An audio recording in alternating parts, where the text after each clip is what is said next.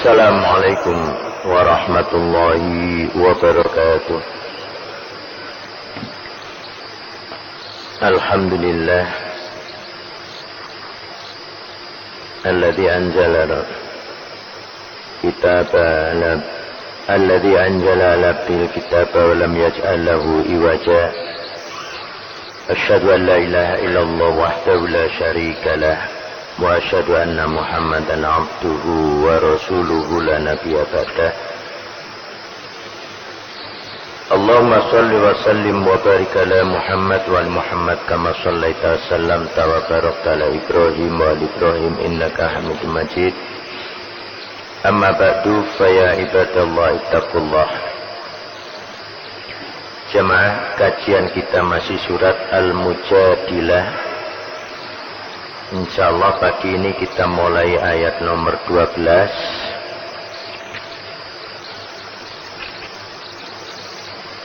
A'udzu billahi minasyaitonir rajim. Ya ayyuhalladzina amanu idza najaitumur rasula faqaddimu baina yaday najwakum shadaqah. Dzalika khairul lakum wa adhar. Fa illam tajidu fa innallaha ghafurur rahim. Hai orang-orang yang beriman, apabila kamu ingin mengadakan pembicaraan khusus dengan Rasul, maka sebelum itu kamu sedekahkan, kamu bayar sedekah atas pembicaraanmu itu.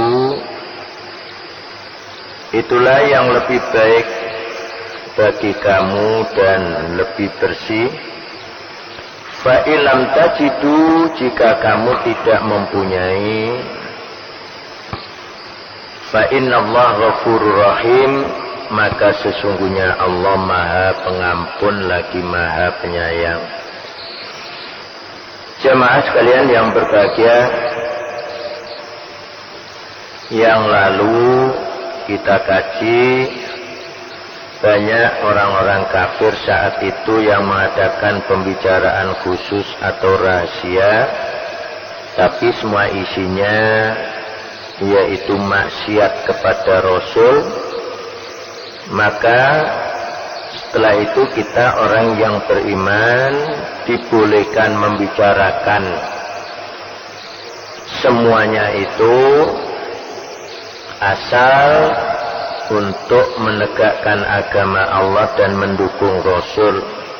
Pada ayat ini, kalau kita orang yang beriman ingin mengadakan pembicaraan khusus pada Rasul, maka sebelumnya itu kita diperintahkan faqaddimu baina yaday najwakum shadaqah.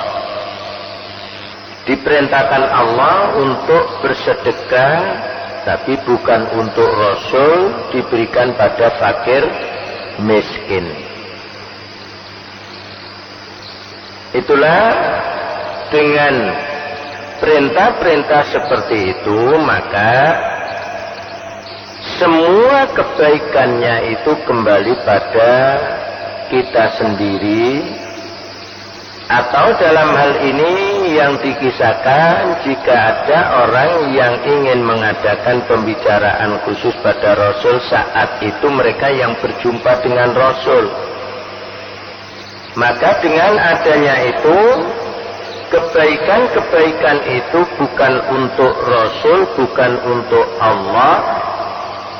Dzalika khairul lakum wa adhar, itu semuanya kebaikan kembali pada dirimu, kata Allah, dan itulah yang dianggap paling bersih. Inilah yang seringkali dikisahkan dalam Al-Quran, bahwa Rasul juga diperintahkan Allah tidak boleh minta upah atau bayaran kepada manusia, sampai Rasul diperintahkan Allah, in ajriya illa Allah, sesungguhnya upahku itu tergantung Allah. Berbicara upah di sini bukan hanya sekedar pungutan uang dan sebagainya, tidak demikian. Memang Rasulullah ini sudah dijamin Allah surga, kenikmatan sudah diberikan kepada Rasul, maka Rasul itu sendiri diperintah Allah untuk menyampaikan risalah Allah, itulah tugas Rasul. Tapi jika ada manusia yang tidak mau mengikuti apa yang diperintahkan Rasul, Rasul tidak akan diminta Allah pertanggungjawaban tentang itu. Maksudnya, apabila ada orang yang bangkang, apabila ada orang yang kafir kepada Rasul, maka Rasul tidak akan diminta Allah pertanggungjawaban. Jadi orang yang kafir itu adalah urusan dirinya sendiri pada Allah. Jika dimasukkan neraka tidak akan bisa menuntut Rasul, nggak bisa. Sebab Rasul itu sudah dijamin Allah masuk surga. Oleh karena itulah setiap kesalahan yang dilakukan Rasul di dunia langsung ditegur Allah. Yang lalu sudah kita kaji dalam surat Abasa. Begitu salah Rasul, bagaimana menerima tamu tidak menyenangkan, maka langsung ditegur oleh Allah. Dan teguran itu sampai sekarang masih diabadikan dalam Al-Quran. Ini menunjukkan bahwasanya Rasul itu termasuk juga rahmat Allah. Karena Rasul itu kehendak Allah, Rasul itu Allah yang memilihnya, maka siapapun yang dijadikan Allah Rasul, baik yang pertama hingga yang terakhir, pasti dimasukkan Allah surga. Begitu pula dalam hal ini, apabila ada orang ingin mengadakan pembicaraan khusus dengan Rasul, diperintahkan Allah membayar sedekah. Namun tidak diwajibkan dalam pengertian kalau mereka tidak mempunyai, itulah yang dikatakan Allah. Jika kamu tidak menjumpainya, maka tidak ada masalah. Itulah yang Allah katakan, fa illam tajidu fa innallaha ghafurur rahim. Memang kalau orang yang ingin mengadakan pembicaraan khusus dengan Rasul tadi, tidak ada yang akan disedekahkan, maka tidak disalahkan Allah. Inilah termasuk ayat yang sering kita baca dan kita hafalkan, la yukallifullahu nafsan illa wus'aha. Allah tidak pernah akan membebani kecuali dengan kesanggupan. Cuman manusia yang seringkali merekayasa kemampuan itu, beranggapan tidak mampu terus manusia. Padahal tidak demikian menurut Allah, dan memang Allah tidak pernah minta kita ini keberhasilan dalam kehidupan ini 100%, tidak. Seandainya Allah minta keberhasilan kehidupan kita ini 100%, kita tidak akan mungkin masuk surga. Karena sangat berat sekali. Namun yang dinilai Allah, manusia di dalam hidupnya itu mengikuti Allah dan Rasulnya ataupun tidak. Sampai mati tetap berada di jalan yang hak, atau umumnya disebut Shiratal Mustaqim atau tidak, itulah yang dinilai Allah.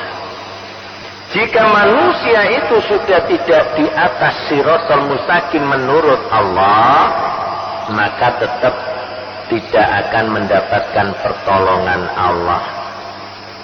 Itulah yang lalu sudah kita kaji di dalam surat At-Taghabun, fattaqullaha mastata'tum. Bertakwalah kamu kepada Allah menurut kemampuanmu. Begitu pula dalam hal ini, bersedekah ini tidak ditentukan besar kecilnya berapa.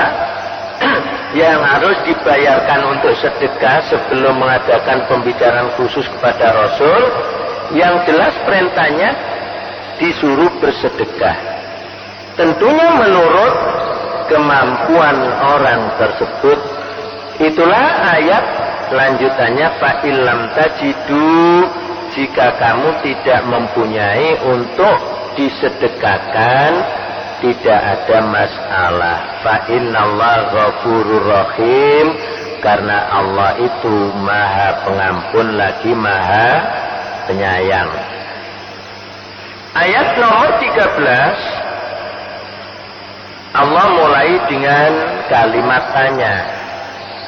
A'asfabtum an tuqaddimu baina yaday najwakum shadaqat fa id lam taf'alu wa taballahu 'alaikum fa aqimus shalah wa atuz zakat wa atiullaha wa rasulah wallahu khabirum bima ta'malun.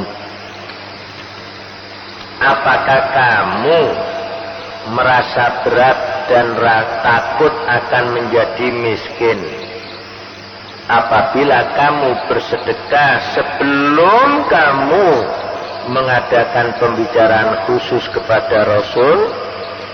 Ini model pertanyaan yang tidak butuh jawaban lesan, karena yang seperti ini merupakan peringatan Allah bahwa kita ini tidak boleh di dalam jalan Allah itu merasa takut miskin.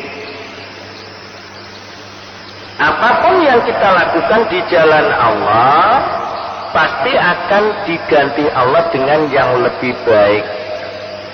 Pengertian lebih baik ini tidak harus semuanya itu diganti Allah di dunia. Justru kadang-kadang bisa terjadi orang yang menafkahkan hartanya di jalan Allah, kadang-kadang juga semakin lama semakin habis. Seperti ini apa Allah mengingkari janjinya? Para jemaah, tidak demikian sesungguhnya. Kalau kita kembali pada kehidupan di dunia itu, hakikatnya kita diuji Allah saat kondisi kaya raya. Kita bisa melakukan perintah Allah baik yang wajib maupun yang sunnah, baik yang vertikal maupun yang horizontal, baik menafkahkan harta. Akhirnya Allah juga menguji dengan secara terbalik, dikurangilah rezeki itu. Akhirnya tetap beriman kepada Allah atau tetap berhusnudzon kepada Allah, atau sebaliknya menjadi suudzon.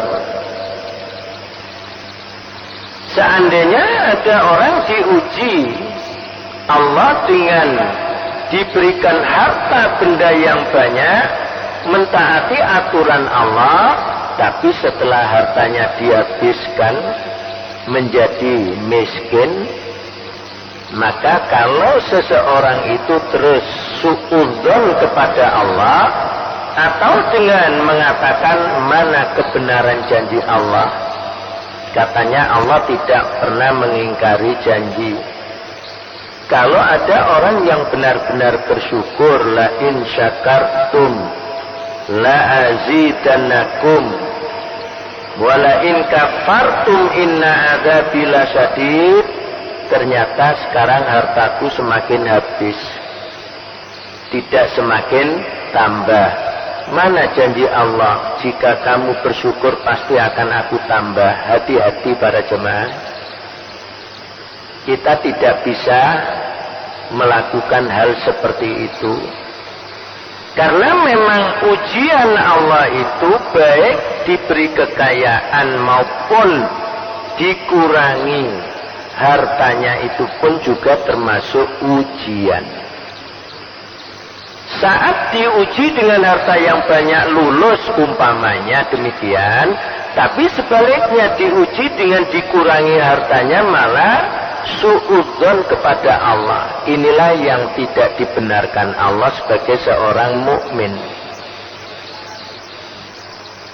Maka dengan pertanyaan, apakah kamu takut miskin? Apakah kamu merasa berat untuk mensedekahkan hartamu di jalan Allah sebelum kamu ingin mengadakan pembicaraan khusus dengan Rasul? Nah, ini nggak usah dijawab dengan lisan, kita renungkan. Oleh karena itulah dengan kekayaan dan kemiskinan ini hakikatnya itu ujian Allah. Orang yang diberi harta banyak belum tentu masuk surga. Orang yang miskin juga belum tentu masuk neraka. Yang dimasukkan surga adalah orang yang mentaati Allah dan Rasulnya.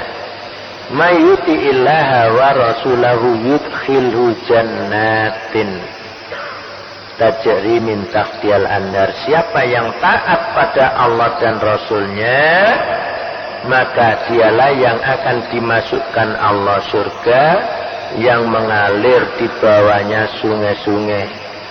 Oleh karena itulah lanjutan ayat ini nomor 13, Allah menjelaskan, fa'id lam taf'alu wa taballahu alaikum.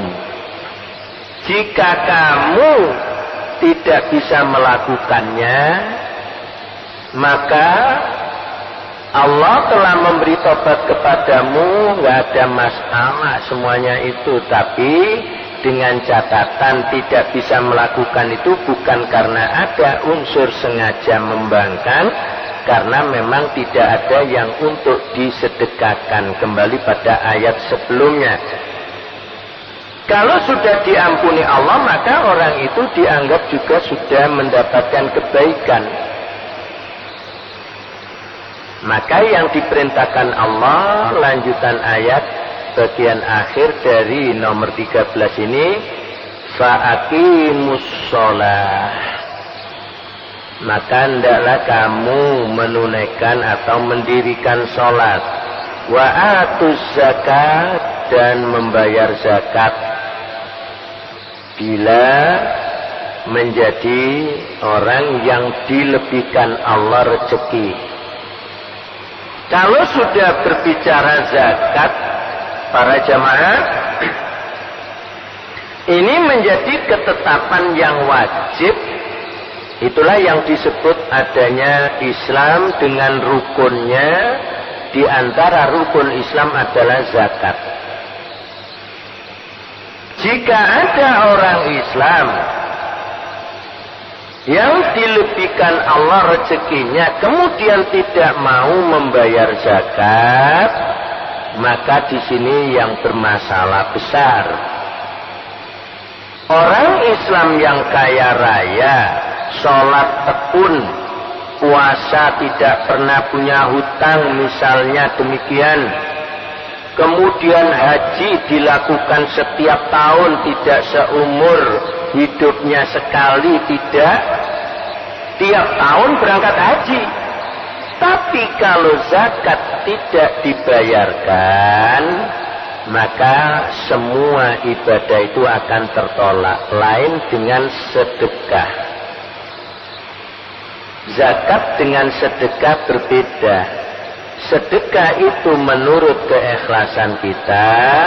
Kalau zakat itu ketetapan yang wajib harus dilakukan. Makanya orang miskin tidak diwajibkan zakat. Jika orang miskin diwajibkan zakat, tidak akan pernah masuk surga selama hidupnya. Justru orang miskin wajib menerima zakat. Itulah berangkat kisahnya. Pertama, orang yang ingin mengadakan pembicaraan khusus kepada Nabi diperintahkan Allah bersedekah. Jika tidak punya, tidak ada masalah. Jika tidak melakukannya pun, Allah tetap masih mau mengampuninya. Tapi kalau sudah atuz zakat, Ini tidak bisa ditawar. Toh yang diminta Allah tidak seluruh harta. Allah hanya minta 2,5% bahasa kita. Kalau dulu zaman Nabi disebutkan zakat itu rubu'ul usyur. Rubu' itu 1/4, usyur 1/10. 1/4 dikalikan 1/10, 1/40. 1/40 dijadikan prosentase sama dengan 2,5%. Jika umat Islam sudah mempunyai simpanan harta senilai 1 miliar, maka harus mengeluarkan zakatnya 25 juta. Nah, bila sistem zakat ini maksimal dilakukan umat Islam di negeri kita ini, yang jumlah umat Islam mayoritas di dunia, insya Allah tidak akan ada orang Islam yang terlantar. Karena zakat itu sesungguhnya haram diberikan pada orang kafir. Lain dengan sedekah. Kita punya tetangga orang kafir miskin, kita memberi makan boleh, itu sedekah dan nilainya tetap ibadah.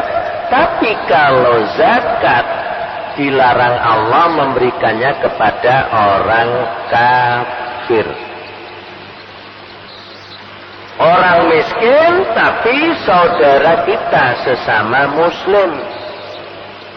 Supaya tidak akan ada orang muslim itu yang terlantar sesungguhnya. Mungkin ada di antara para bapak ini yang terdetik dalam hati, dahulu Rasul kan diangkat untuk kepentingan negara, begitu pula para sahabat, ya. Karena saat itu yang diberlakukan adalah hukum Allah, syariatullah, dan orang kafir yang tunduk mengikuti aturan Rasul, mereka itu disebut kafir dhimmi, karena mentaati aturan-aturan yang diatur oleh Rasul yang menggunakan syariatullah. Akhirnya mereka tetap diberi boleh karena mentaati aturan Allah dalam kehidupan kemanusiaan. Tapi sekarang ini sudah sama-sama ditinggalkan. Tidak ada yang kembali pada Allah dan Rasulnya. Maka dengan pengertian zakat itu haram diberikan pada orang kafir, ya kembali pada saudara kita sesama muslim. Sementara kalau sedekah diberikan pada orang kafir masih dibolehkan.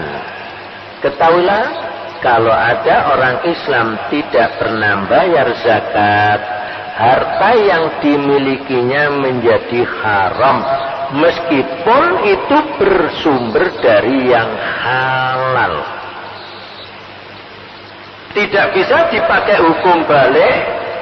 Kalau ada orang mendapatkannya dengan cara yang haram, kalau dizakati menjadi halal, lah ini nggak bisa, hukum Allah dibolak-balik seperti itu. Harta yang halal, jika tidak pernah dibayar zakat dari harta itu menjadi haram. Itulah sebabnya selama hidup orang itu memasukkan barang haram ke dalam perut, maka doa minta surga ditolak Allah. Dengan kata lain, sholatnya ditolak, puasanya ditolak, hajinya ditolak, gara-gara tidak membayar zakat. Hati-hati, inilah ketetapan Allah, bukan Allah kejam, bukan Allah zalim. Itulah yang umum kita sering mengatakan Islam itu rahmatan lil alamin. Bagaimana bisa rahmatan lil alamin itu diterima seluruh alam ini kalau kita sudah meninggalkan konsep Allah dalam kehidupan. Perintah zakat tidak pernah dijalankan. Akhirnya terbalik, orang yang demikian itu tidak akan dirahmati Allah. Maka dari itu ayat selanjutnya Allah tekankan wa atiullaha wa rasulah. Taatilah Allah dan Rasulnya. Jemaah, pembicaraan ketaatan kita kepada Allah dan Rasul ini tidak bisa dipisahkan satu dengan yang lain. Kita tidak bisa mengadu. Kita hanya taat pada Allah, tidak taat pada Rasul, malah itu keliru kalau kita berbicara dengan akal kita. Justru kalau ada manusia mentaati Allah, tidak mau mentaati Rasul, tetap dianggap Allah mereka itu bukan orang yang beriman. Kalau dianggap Allah bukan yang beriman, berarti mereka tergolong orang kafir. Karena sesungguhnya manusia ini menurut Allah hanya dua, iman dan kafir.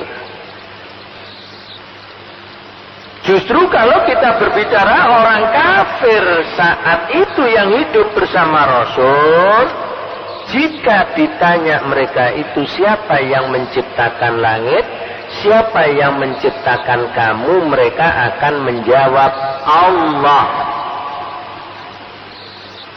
Tapi kalau diajak kembali mengikuti Allah dan Rasul, mereka menolak. Begitu pula kalau ada orang sudah mengaku mengikuti Allah, tapi tidak mengikuti Rasul, juga dianggap tidak beriman. Makanya wa atiullaha wa rasulahu. Ini wajib mutlak diikuti. Justru Allah menekankan manusia itu supaya mengikuti Rasul. Kalau ada manusia mengikuti Rasul, dianggap mengikuti Allah. Surat An-Nisa ayat nomor 80. May yuti'ir rasul faqad ata Allah. Siapa yang mentaati Rasul, sungguh dia telah mentaati Allah. Kalau ada orang yang tidak mentaati Rasul, tetap dianggap tidak taat pada Allah. Biarpun hafal Quran, tetap neraka gitu. Kenapa demikian? Karena Rasul itulah yang wajib ditaati karena perintah Allah. Dan Rasul tidak diperintahkan Allah menjaga secara person-person dari manusia itu. Wa ma arsalnaka alaihim hafidhan. Muhammad, kami tidak mengutusmu untuk mereka manusia itu menjaga secara person-person. Itulah di awal saya sampaikan bahwasanya Rasul tidak akan pernah diminta Allah pertanggungjawaban tentang orang yang di neraka. Orang yang di neraka itu salahnya sendiri karena diperintahkan Allah mengikuti Rasul tidak mau. Itulah yang disebut orang kafir. Bagaimana kalau ada orang Islam tapi tetap tidak mau mengikuti Rasul? Ya sama besok di akhirat. Karena kalau sudah Islam pasti harus mengikuti Rasul. Tidak bisa dipisahkan Rasul itu dengan Allah. Siapa yang memisahkan Rasul dan Allah tetap dimasukkan Allah neraka. Itulah yang Allah kuatkan. Rasul itulah yang wajib ditaati atas perintah Allah. karena Allah lah yang menerangkan Al-Quran kepada Rasul, menjelaskan Al-Quran kepada Rasul. Rasul diperintah Allah untuk menyampaikan pada manusia, dan Rasul lah yang diberi Allah wewenang menerjemahkan Quran dalam kehidupan. Wallahu khabirum bima ta'malun. Sesungguhnya Allah itu khabirun. Khabir ini bersumber dari kata khabar. Khabar itu bahasa Indonesianya kabar. Khabir, Allah mampu mengetahui berita-berita yang dicetak maupun yang belum. Pengertiannya, bima ta'malun, apa saja yang kamu kerjakan Allah mengetahui dan merekamnya, baik perbuatan yang sudah kamu lakukan maupun masih program rencana di dalam hati, Allah pun tahu. Dengan khabirnya Allah kelak, Allah akan memberitakan ulang sesuai dengan apa yang dilakukan masing-masing manusia. Seandainya lahirianya manusia itu benar, ibadahnya tekun, tapi Allah melihat hati manusia yang tidak pernah ada keikhlasannya, tetap besok dimasukkan Allah neraka, ibadahnya ditolak. Itulah kunci ibadah, ikhlas. Dan orang yang bisa ikhlas adalah orang yang tauhid. Sebab orang yang tidak ikhlas itu disebut orang musyrik. Meskipun kemusyrikan pada tingkatan yang paling kecil. Itulah Allah mengingatkan di dalam surat Al-Ma'un, fawailul lil musallin alladzina hum an salatihim sahun alladzina hum yura'un. Yura'un itulah yang disebut kemusyrikan yang paling kecil, yang bahasa agamanya disebut riya. Bahasa umum Indonesia banyak yang menyebutkannya dengan pamrih. Kata pamrih ini berasal dari bahasa Jawa, dan pamrih itu memang sudah artinya jelek menurut kosakata bahasa Jawa. Makanya sering kita dulu mendengar dan bahkan melihat tulisan di daerah-daerah, biasanya di pabrik-pabrik, ada tulisan besar, sepi ing pamrih, rame ing gawe. Dalam urusan pekerjaan saja kalau pamrih itu jelek, apalagi ibadah. Inilah yang Allah khabirun bima ta'malun. Allah mampu menangkap berita, merekam berita, baik berita yang sudah dicetak, dipublikasikan maupun yang belum. Pengertiannya, apa yang kita ucapkan, apa yang kita perbuat, Allah tahu. Dan apa yang di dalam hati Allah pun tahu. Dengan khabirnya Allah, besok diuraikan lagi oleh Allah. Sayunabbi'ukum bima kuntum ta'malun. Allah akan menjelaskan apa yang kamu perbuat. Itulah yang manusia besok tidak bisa membantah satu kata pun. Itulah yang lalu di dalam surat Al-Mursalat sudah kita kaji, ditantang Allah. Fa in kana lakum kaidun fakiduni, kata Allah. Kalau kamu punya kiat-kiat, taktik, strategi, usaha untuk membantahku, fakiduni, bantalah aku, kata Allah. Dengan segala argumentasi yang kamu ajukan, silakan, kata Allah. Tetap kamu tidak akan bisa menang, tidak akan bisa mengalahkan saya. Itulah yang perlu kita pahami para jemaah, dengan wallahu khabirun bima ta'malun.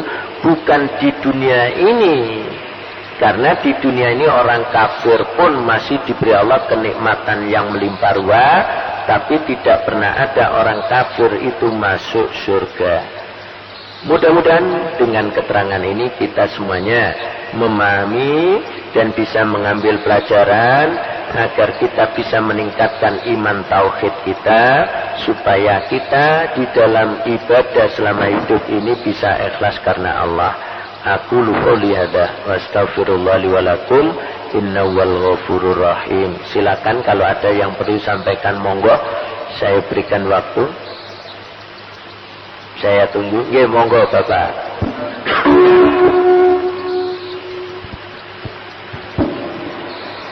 Hukumnya itu saya sampaikan bahwa zakat itu tidak boleh diberikan kepada non-muslim. Dan saya kira dimana kata non-muslim itu adalah fakir miskin, betul-betul fakir miskin gitu. Gimana hukumnya itu? Surat At-Taubah ayat 60. Tolong Pak dibuka surat At-Taubah ayat 60.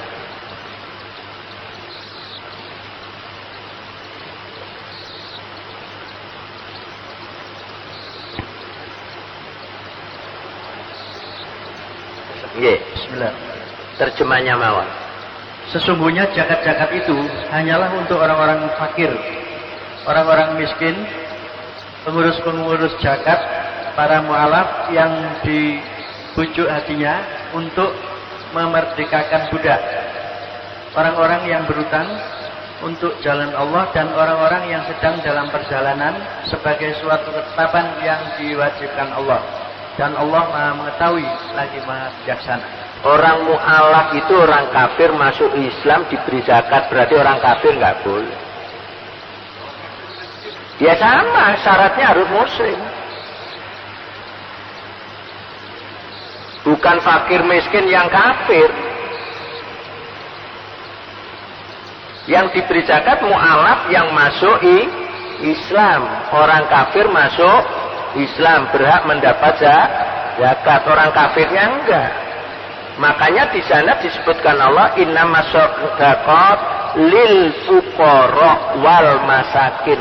Yang mengikat dalam bahasa Arab ini lam ta'rif ma'rifah, berarti dikhususkan orang fakir miskin yang muslim. Karena di sana ada mu'alaf, orang yang berhak mendapat zakat itu mu'alaf. Mu'alaf itu siapa? Orang kafir yang baru masuk Islam. Dah.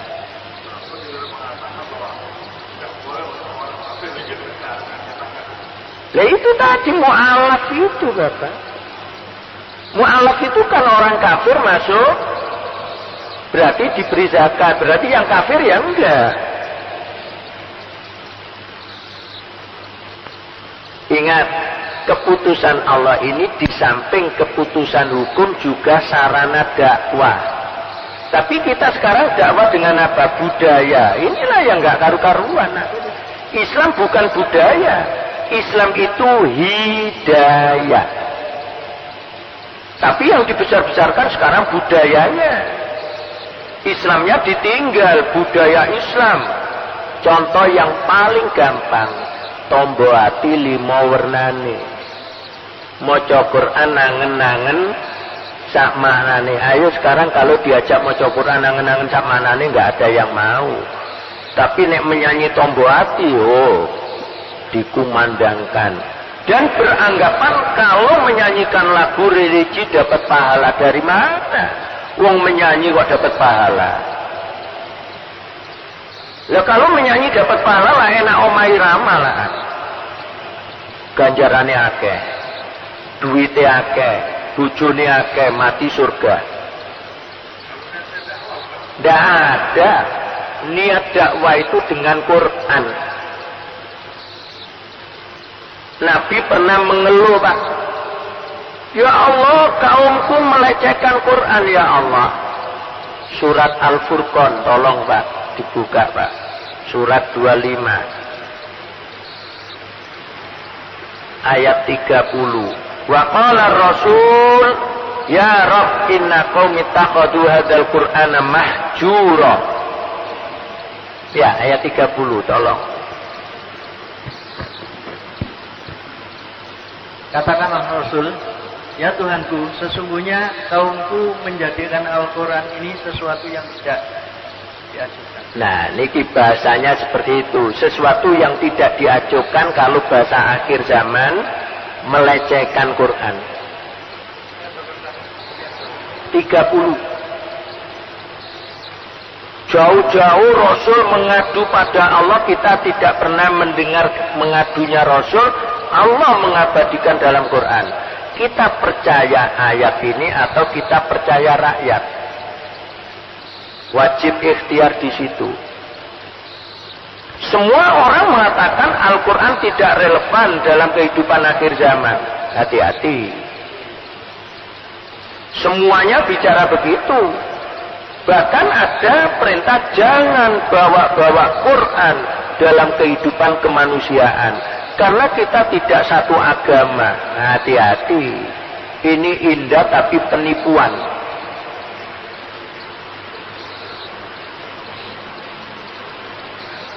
Sampun bisa dipahami Bapak? Monggo. Apa zakat itu tidak boleh diberikan pada orang tua?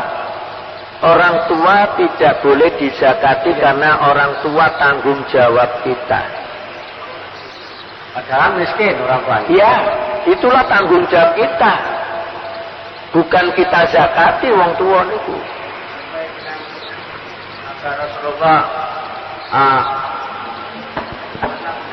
ada pertanyaan anakku adalah orang tua milik orang tuamu. Justru di situ jangan diberi zakat. Orang tua itu kita hidupi, kewajiban kita. Sebagaimana dulu orang tua memelihara kita, membesarkan kita. Jadi orang tua itu tanggung jawab kita apapun. Ya, karena sebagai anak. Bagaimana kalau kita tidak mampu, kalau punya saudara ya urunan untuk menghidupi orang tua, bukan diberi zakat. Kecuali kalau saudara kandung yang bukan menjadi tanggung jawab kita sudah istilahnya oma dewe-dewe. Nah itu boleh diberi zakat. Ya. Kalau miskin loh Pak. Engkau gak miskin dikei pokoknya dunyane gak dipes wong liya lah, ini ya bisa. Yang miskin, tapi bukan tanggung jawab kita karena sudah hidup sendiri. Kalau orang tua tanggung jawab kita, makanya nggak usah diberi zakat. Ya tanggung jawab kita. Katakan orang tua kita beri uang supaya kalau megang uang ingin beli apa, cemilan atau apa, urusan nih kalau memang sudah tidak bekerja lagi. Sudah bisa dibantu. Ya. Ya, kalau paman itu boleh kalau dia itu miskin. Yang dimaksud orang tua kita kandung. Itu tidak boleh kita beri zakat karena itu tanggung jawab kita. Ya kita supply lah bahasa umumnya kan itu. Ya kita hidupi orang tua itu. Itu tanggung jawab kita. Makanya Nabi sampai mengatakan alangkah celakanya seseorang yang masih ditunggu dijaga orang tuanya tidak bisa masuk surga. Karena durhaka kepada orang tua itu dosa besar. Seringkali di dalam Al-Quran diperintahkan tidak menyekutukan Allah dan juga disuruh wabil walidaini ihsanan. Insyaallah demikian. Ya, monggo. Jika dalam satu keluarga tersebut itu kan orang tua memiliki anak 10 misalkan. Ya. Salah satunya itu ada yang sukses, terus yang lainnya itu masih kecil-kecil. Apakah zakat tersebut boleh diberikan kepada adik-adik? Kalau sedangkan orang tuanya kondisinya tidak mampu seperti itu. Kalau adik yang masih tanggung jawab kita nggak diberi zakat, itu tanggung jawab kita gitu loh. Tadi yang saya contohkan saudara kandung yang tidak menjadi tanggung jawab. Lah kalau masih kecil kan tanggung jawab kita. Ya kita hidup, kita ragapi di sekolah no barang, bukan sekedar diberi zakat. Beda loh mas. Yang menjadi tanggung jawab kita jangan diberi zakat. Ya kita yang menanggung, gitu loh masalahnya. Ya, bisa dipahami.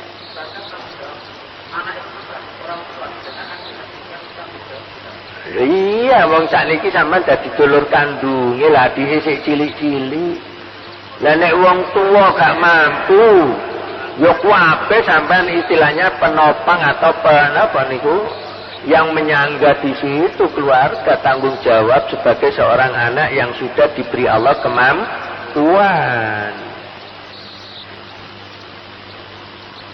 Tapi kalau sudah berumah tangga sendiri-sendiri, itu baru boleh diberi zakat, karena bukan tanggung jawab kita lagi.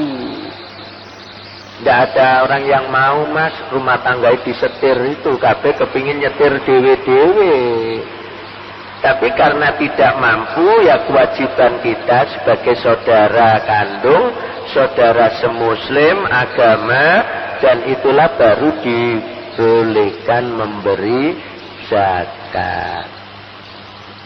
Sedekah boleh, karena bukan lagi tanggung jawab kita. Lah nek sik cilik-cilik ceritane tadi ya tanggung jawab kita. Ya memang tanggung jawab orang tua tadi diceritakan orang tuanya nggak mampu pisan. Lho mosok anak sing digedhekno wong tua mampu terus melayu. Kan tidak mungkin juga. Jangan-jangan diancam Allah itu ukukul waliden, bukan birrul waliden.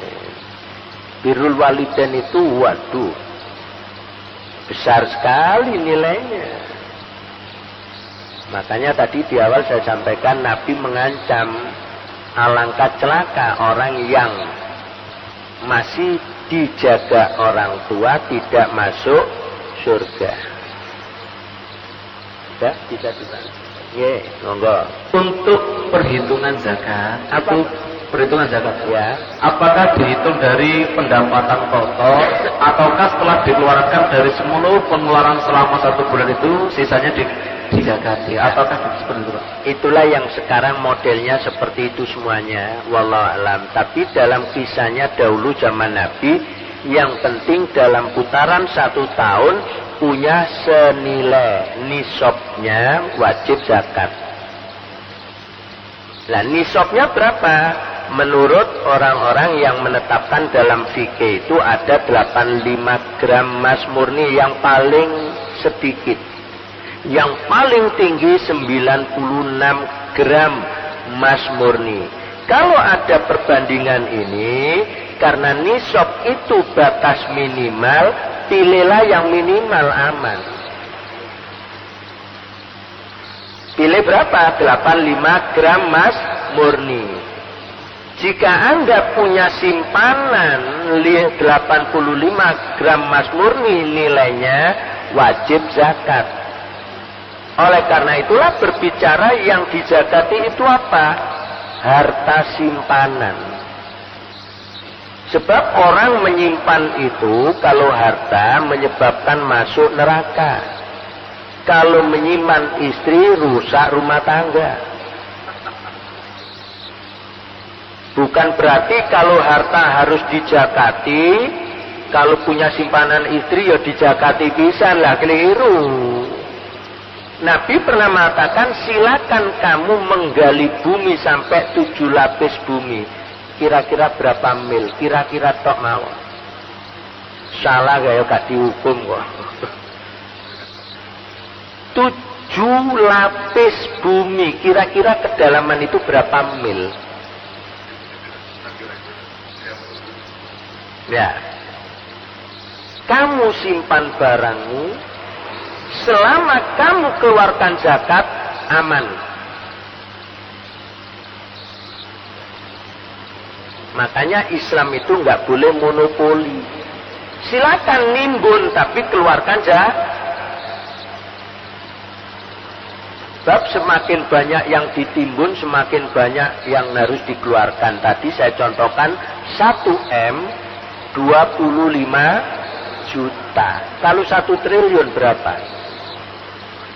Padahal sekarang ini orang Islam satu orang bisa punya triliunan katanya. Makanya kalau sistem zakat ini sudah maksimal di negeri kita, nggak usah utang luar negeri. RI 1 sampai lurah dikeluarkan zakatnya, ditambah konglomerat dihimpun tiap tahun. Ya. Berapa kelurahan se-Indonesia? Mosok lurah gak duit lah mustahil dah.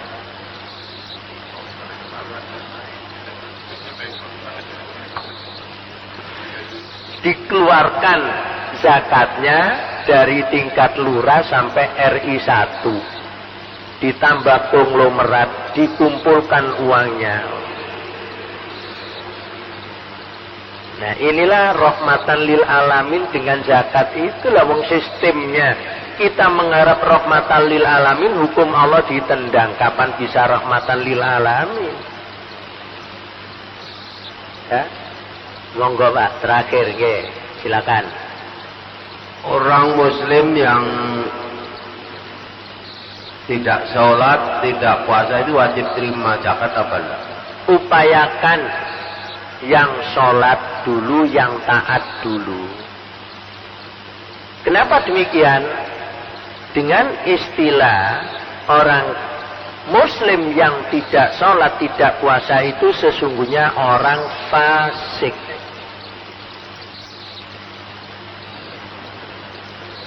Kalau mati pun nggak boleh disolati. Nah, sekarang banyak orang nakalan. Hidup nggak pernah sholat, mati minta disolati. Lah nakalan itu.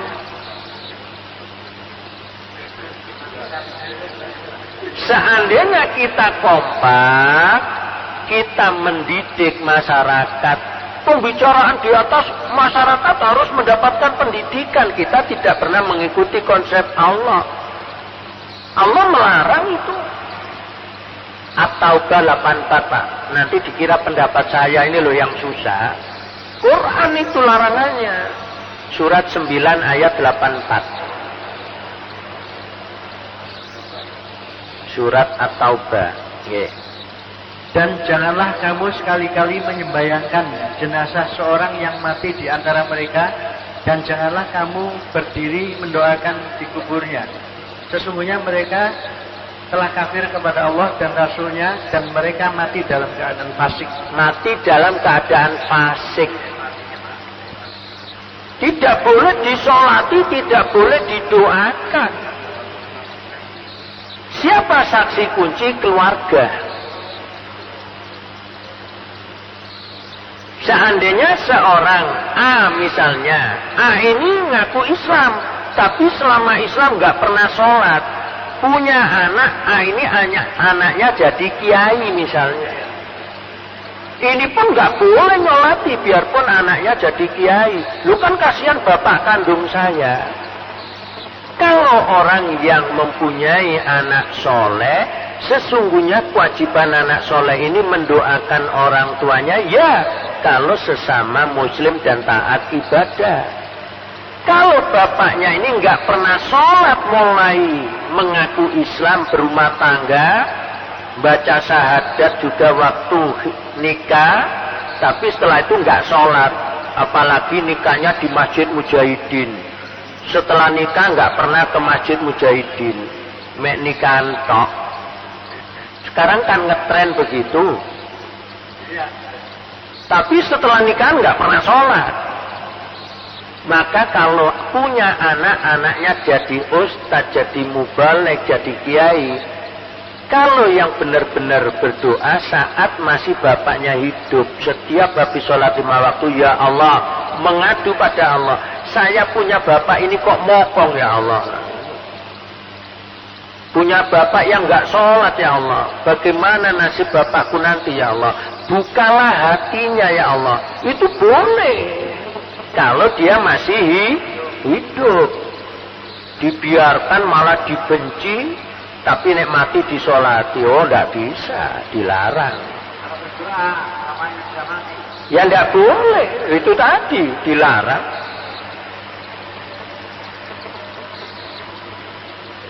Hati-hati, ini larangan Allah loh ya, bukan pendapat saya.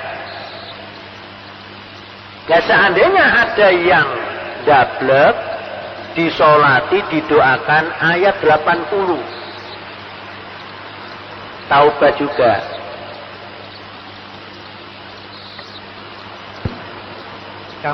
Kamu memohonkan ampun bagi mereka atau tidak?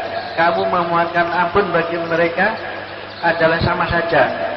Kendatipun kamu memohonkan ampun bagi mereka 70 kali, namun Allah sekali-sekali tidak akan memberi ampun kepada mereka. Yang demikian itu adalah karena mereka kafir kepada Allah dan Rasulnya, dan Allah tidak memberi. Dimohonkan ampunan maupun tidak sama saja. Meskipun dimohonkan ampunan 70 kali, Allah nggak akan mengampuni.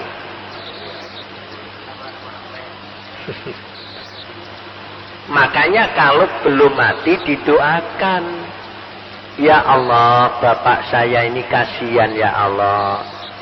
Jadi orang tua kok mokong. Nggak mau sholat. Kalau saya ingatkan saya dibentak-bentak ya Allah. Kasihan ya Allah. Sebelum mati ini bukalah hatinya ya Allah supaya kembali pada jalanmu. Itu boleh. Jangan-jangan nanti Allah mendengar doa anak yang soleh ini, hatinya bapaknya dibuka. Akhirnya bapak itu akan mendekati anak yang dianggap pandai ini. Wisna, bapak wuru ono saiki lho. Tapi kalau belum dibuka hatinya, kita wurui. Kon kok wurui bapak, senggedek nongkon iki lho aku. Minggat atau teko kene lho. Itulah kisahnya Nabi Ibrahim. Semuanya ada contoh. Akhirnya keluar filsafat Jawa. Gak ada ceritanya nak kebun nyusu gudel. Yeah.